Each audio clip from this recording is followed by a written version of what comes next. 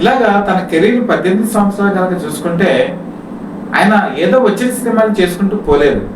తను నచ్చని సినిమాలు, తనకు మెచ్చని సినిమాలు, ప్రజలకు ఏదైనా నచ్చుతాయో అన్ని ప్లానింగ్ చేసి ఆ ప్లానింగ్ ప్రకారం వెళ్ళాడైనా. కానీ అంత ప్లానింగ్ లో వెళ్ళినా కూడా ఫెయిల్యూర్స్ వచ్చాయి. ఇప్పుడు మెగాస్టార్ చిరంజీవి మొట్టమొదటి 100 చిత్రాలు ఆయన ఏమి ప్లాన్ చేసుకునేవి కావు. తనకి ఏ సినిమాలు వస్తే ఆ సినిమా చేశారు. విలన్ గా చేశారు, హీరోగా చేశారు.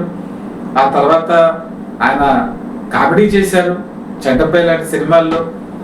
కానీ 100 చిత్రాలు త్రినేత్రులు వచ్చేంత వరకు కూడా విజయాలు ఎక్కువగా ఉన్నాయి. కానీ 100వ సినిమా నుంచి 150 సినిమా చేయడానికి మాత్రం చాలా సంవత్సరాలు టైం తీసుకున్నారు. ఆ 100 నుంచి 150కి వచ్చేటువంటి సినిమాల్లో మీకు ఫెయిల్యూర్స్ కూడా ఉన్నాయి.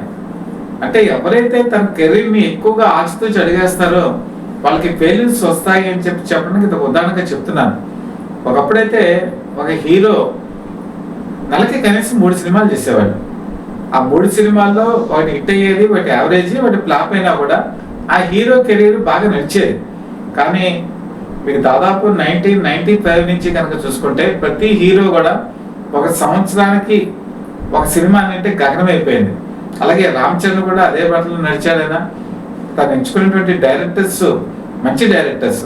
మళ్ళీ అదే రాజమౌళి త్రిబుల్ సినిమాతో బ్రహ్మాండమైన విజయాన్ని అందించడం జరిగింది.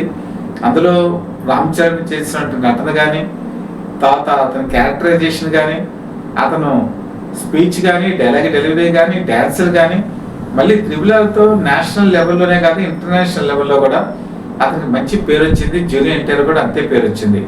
సో ఆ విధంగా మళ్ళీ కెరీర్ గాడిన పడింది అటువంటి ఒక సినిమా త్రిబుల్.